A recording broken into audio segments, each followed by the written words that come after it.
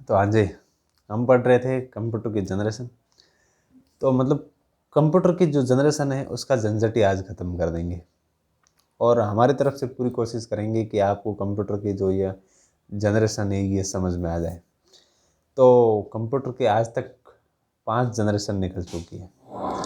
तो जो हमारी फर्स्ट जनरेशन है उसके अंदर क्या क्या उसकी विशेषता है, कहाँ पे उसका कौन सी चीज़ के अंदर उसका स्टोरेज होता था, कौन क्या टाइम पीरियड था, क्या भाषा थी और जो मुख्य जैसे स्विचिंग डिवाइस होता है वो क्या था। तो चलिए ये सारी डिटेल इसके अंदर जानते हैं।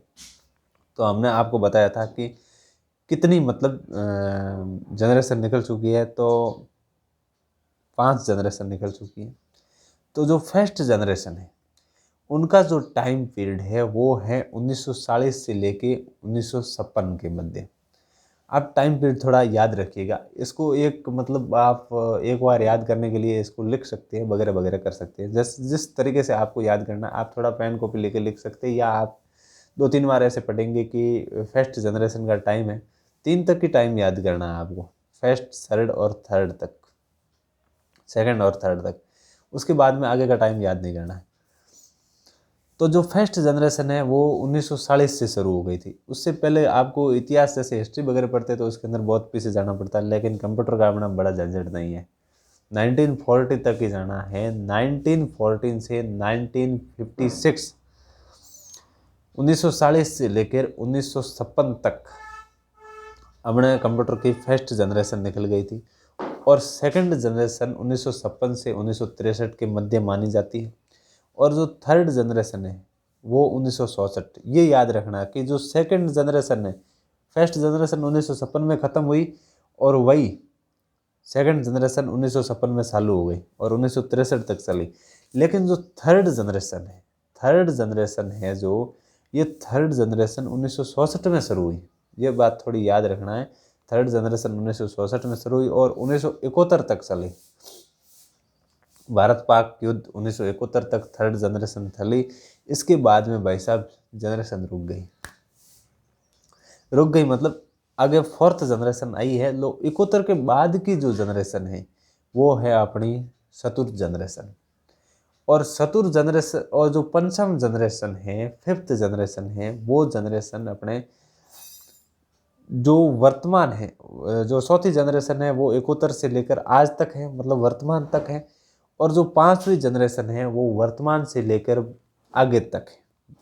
ठीक है, इसका कोई टाइम पीरियड नहीं है, नहीं वर्तमान वाली का टाइम पीरियड है कि आज रुक जाएगी अभी तक। आगे हो सके कोई ऐसा मतलब सिस्टम बना दे जो इसको मान लिया जाए कि ये जो है चतुर्थ जनरेशन के अंदर बना है। ठीक है, तो जो फर्स्ट जनरेशन थी उसका जो मेन डिवाइस होता है, जैसे इस प्रकार अभी जो सीपीयू के अंदर जो मेन डिवाइस होता है उसको बोलते हैं आईसी वगैरह। ठीक है, इंटीग्रेटेड सर्किट। तो जो फर्स्ट जनरेशन थी उसके अंदर जो मुख्य डिवाइस होता था वो होते थे वैक्यूम ट्यूब। क्या होते थे? वैक्यूम ट्यूब हुआ करते थे, वैक्यूम ट्यूब हुआ करते थे। जो फर्स्ट जनरेशन थी उसके अंदर जो मुख्य डिवाइस, जितने भी कंप्यूटर जो वैक्यूम ट्यूब से बने होते थे वो सारे के सारे कंप्यूटर फर्स्ट जनरेशन के। हम आज भी अगर कोई ऐसा कंप्यूटर बना दें, मतलब उस टाइम पीरियड के अलावा या उस टाइम पीरियड से पहले, ये तो टाइम पीरियड एक माना गया है, लेकिन अगर हम आज भी कोई कंप्यूटर बना दे जिसका जो मुख्य अंग है वो अगर वैक्यूम ट्यूब वाला है तो वो कंप्यूटर फर्स्ट जनरेशन का माना जाएगा। ठीक है, तो इसके अंदर स्टोरेज कैसे होती थी? इसके अंदर जो स्टोरेज का डिवाइस होता था वो वहाँ पे मैग्नेटिक ड्रम लगता था और उसकी स्टोरेज जो क्षमता थी वो थी मिली सेकेंड। क्या थी? मिली सेकेंड्स थी स्टोरेज क्षमता। अब आपको इतना समझ में आ गया है कि जो अपना जो फर्स्ट पीटी का कंप्यूटर है उसके अंदर मुख्य जो पुर्जा होता था, जो वैक्यूम ट्यूब होता था, जितने भी कंप्यूटर इस जो वैक्यूम ट्यूब से बने हुए हैं वो सारे कंप्यूटर फर्स्ट जनरेशन के आते हैं। और उनका टाइम पीरियड क्या था? 1940 से 1956 के मध्य उनका टाइम पीरियड था। और उनका जो स्टोरेज का मुख्य डिवाइस क्या था? तो इसको स्टोरेज के लिए मुख्यतः मैग्नेटिक ड्रम का प्रयोग किया जाता था, जिसकी स्पीड है जो अपने मिली सेकंड के अंदर होती थी। ठीक है, अब इसकी भाषा कौन सी है? तो इसकी भाई साहब भाषा थी वो थी असेंबलिंग और मशीनरी भाषा थी, जो कि 0 और 1 के मध्य चलती थी। आपने ऑल टाइम के जो कंप्यूटर हैं उसके अंदर देखा होगा कि जो 0 और 1 के हिसाब से जो भाषा लिखी जाए, जिस प्रकार बाइनरी कोड वगैरह, तो वही भाषा है, लैंग्वेज हैं जो इसके अंदर चलती थी। और इसके जो प्रथम पीढ़ी के जो कंप्यूटर बने हैं वो हैं ENIAC, यूनियाक वगैरह, ये सारे कंप्यूटर हैं। और इन कंप्यूटर का मुख्यतः यूज है जो वैज्ञानिक लोग वगैरह लेते थे। अब हम पढ़ते हैं सेकंड कंप्यूटर। तो एक बार प्रथम पीढ़ी के कंप्यूटर याद कर लीजिए भाई, 1956 से 40 के बीच में बने हैं। मैग्नेटिक ड्रम में इसका प्रयोग होता था स्टोरेज के लिए, मिली सेकेंड इसकी स्पीड थी, और भाषा थी जो मशीनरी और असेंबल भाषा थी, और मुख्यतः वैज्ञानिकों के लिए उपयोग में होते थे। ENIAC, यूनियाक वगैरह जो है कंप्यूटर इसके अंदर बने थे। अपना फर्स्ट जनरेशन कंप्लीट हो गया है, तो आगे बढ़ते हैं सेकंड जनरेशन। सेकंड जनरेशन के कंप्यूटर का जो टाइम पीरियड था वो था 1956 से 1963। ठीक है, ये बात आप अपने दिमाग में बैठा लीजिए कि इस जनरेशन का टाइम पीरियड क्या था। तो टाइम पीरियड था 1956 से 1963 के मध्य। और इस समय जो अपना मुख्य पुर्जा था, जिस प्रकार फर्स्ट जनरेशन में क्या था, वैक्यूम ट्यूब, तो इसके अंदर आ गया अपना ट्रांजिस्टर। वैक्यूम ट्यूब से थोड़ा छोटा होता था, ऊर्जा की खपत कम होती थी। वैक्यूम ट्यूब बहुत बड़ा कंप्यूटर होता था, एक कमरे के साइज़ का कंप्यूटर होता था, इसलिए यह ट्रांजिस्टर का प्रयोग बढ़ने लगा और ट्रांजिस्टर का उपयोग होने लगा। और इसके अंदर जो अपना स्टोरेज होती थी वो होती थी मैग्नेटिक कोर कोर का डिवाइस था उसके अंदर। और nano second, micro second, nano नहीं, माइक्रो सेकेंड्स इसकी गति थी। जो सेकंड पीढ़ी की जो स्टोरेज होती थी वो होती थी मैग्नेटिक कोर डिवाइस के अंदर और इसकी टेक्नोलॉजी के अंदर। और इसकी जो अपने स्पीड थी वो थी माइक्रो सेकेंड। और पहले के अंदर क्या थी, पहला जो अपना कंप्यूटर था उसकी जो स्पीड थी मैग्नेटिक ड्रम की वो थी मिली सेकेंड। ठीक है, और इसकी जो भाषा थी, जो अपना सेकंड टाइम का जो बना था उसकी जो भाषा थी वो मल्टी टाइपिंग भाषा थी, जैसे कि असेंबल वगैरह, क्या थी, असेंबलिंग वगैरह जो इसकी भाषा थी। और जो हमारा ये जो तीसरा सेकंड कंप्यूटर बना था जो 56 से 63 के मध्य, इनका जो मुख्य यूज होता था वो यूज होता था अपने, जैसे इंजीनियर वैज्ञानिक तो यूज करते ही करते थे, साथ में व्यावसायिक कार्यक्रमों में सामान्यतः यूज लेने लगा। और जो इंजीनियर लोग वगैरह थे वो इनका जो है प्रयोग करने लग गए। ठीक है, ये हो गया आपका सेकंड। और इसके अंदर जो कंप्यूटर बने उनका नाम है ABM 1401, ABM 1602 वगैरह वगैरह। और ENIAC, जो अपना एक ENIAC तो अपना फर्स्ट जनरेशन के अंदर बना था वो है सिर्फ ENIAC। और जो ENIAC 110 है वो है अपना सेकंड जनरेशन के अंदर बना हुआ कंप्यूटर, जिसके अंदर ट्रांजिस्टर लगे हुए हैं। अब आपको समझ में आ गया, जो फर्स्ट जनरेशन के कंप्यूटर है उसके अंदर ट्रांजिस्टर लगे हुए हैं, सॉरी वैक्यूम ट्यूब लगे हुए, और जो सेकंड जनरेशन के कंप्यूटर है उसके अंदर ट्रांजिस्टर का प्रयोग हुआ है। अब आती है हमारी थर्ड जनरेशन। कौन सी जनरेशन आती है? Third generation. और थर्ड जनरेशन का जो टाइम है वो है 1964 से लेकर 1971 तक। कब का? 1964 से लेकर 1971 के अंदर तक का। इसका जो मुख्य पुर्जा होता था वो पुर्जा है IC। हम आज भी देखते हैं कि हमारे मोबाइल के अंदर छोटी छोटी चिप्स लगी होती है, चिप्स नहीं सिप लगी होती है। आप में से ज़्यादातर लोगों को चिप्स याद आ रही है, कुरकुरे वगैरह, लेकिन सिप नहीं, चिप्स नहीं, सिप लगी होती है, जिसको बोलते हैं IC, इंटीग्रेटेड सर्किट बोलते हैं उसको। और जो थर्ड पीढ़ी के कंप्यूटर थे वो मेन रूप से IC पर निर्भर हैं। जितने भी कंप्यूटरों के ऊपर IC लगी है वो सारे के सारे कंप्यूटर भाई साहब आपके थर्ड पीढ़ी के अंदर बने हैं। ठीक है, तो ये जो थर्ड पीढ़ी के अंदर बने हैं इसका स्टोरेज कैसे होता था? तो मैग्नेटिक कोर में होता था। मैग्नेटिक कोर के अंदर सेकंड पीढ़ी का भी होता था, और फर्स्ट पीढ़ी का किस में होता था?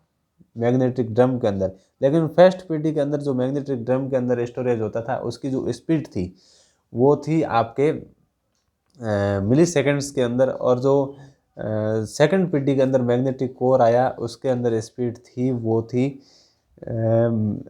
Micro seconds. और जो थर्ड पीढ़ी का आपका मैग्नेटिक कोर है उसकी है जो नैनो सेकेंड, बिल्कुल फास्ट, IC बिल्कुल फास्ट। और इसके अंदर जो भाषा थी वो है कोबाल्ट, फोर्टान वगैरह। तो सेकंड के अंदर भाषा कौन सी थी? असेंबलिंग। और फर्स्ट के अंदर मशीनरी भाषा थी जो 0-1 से चलती थी फर्स्ट जनरेशन के अंदर। दूसरे के अंदर असेंबलिंग भाषा, मल्टीटास्किंग असेंबलिंग भाषा। और जो सेकंड थर्ड है उसके अंदर है कोबाल्ट और फोर्टॉन वगैरह भाषा थी। और इसका जो उपयोग होने लगा, जो अपना थर्ड पीढ़ी का कंप्यूटर है, इसका मतलब उपयोग होने लगा डाटा मैनेजमेंट सिस्टम के तौर पे। भाई लोग डाटा को स्टोर करने के लिए इसका उपयोग करने लगे। और इस पीढ़ी के जो कंप्यूटर हैं उसका उदाहरण है IBM सिस्टम 360 और IBM 365 वगैरह। और जो ये 365 वगैरह के जो भी हम कंप्यूटर देख रहे हैं ये सारे के सारे थर्ड पीढ़ी के कंप्यूटर हैं। और थर्ड पीढ़ी के कंप्यूटरों का जो टाइम पीरियड है वो है 1964 से 1971 के मध्य। ठीक है, अब आती है हमारी फोर्थ जनरेशन। फोर्थ जनरेशन के अंदर जो कंप्यूटर हैं वो हैं अपने 1971 से लेकर जो आज तक हम जो देख रहे हैं, जो कंप्यूटर आपके हाथ में, जो कंप्यूटर हैं आपके सामने, जो कंप्यूटर हैं, मोबाइल हैं, ये भी कंप्यूटर के अंदर है। कुछ लोग जैसे गांव वगैरह में देख लो, ये तो फ़ोन है, ये तो फ़ोन है, कंप्यूटर तो वो जो पीसी वगैरह होता है वो होता है कंप्यूटर। तो ऐसा नहीं है, छोटे से छोटा फ़ोन भी कंप्यूटर के अंदर ही साइंस मानती है। ठीक है, यहाँ तक कि जो सबसे पहला कंप्यूटर बना था जैसे पास्कल वगैरह, आपने उसका नाम क्या है, वो तो सिर्फ एक कैलकुलेटर था, उसको भी लोग कंप्यूटर मानते हैं। कंप्यूटर का काम ही मेन ये होता है कि एल्गोरिथम जो गणना कर सके वो कंप्यूटर, और गणना हर चीज़ कर लेती है, तो जो गणना करती है वो कंप्यूटर ही है। ठीक है, तो जो चौथी पीढ़ी है उसके अंदर जो अपना मेन डिवाइस था, उसको जो तीसरी पीढ़ी के अंदर आईसी आई थी, तो आईसी को थोड़ा अपग्रेड करके आईसी को थोड़ा, और उसकी जगह पर VLIC बना दिया।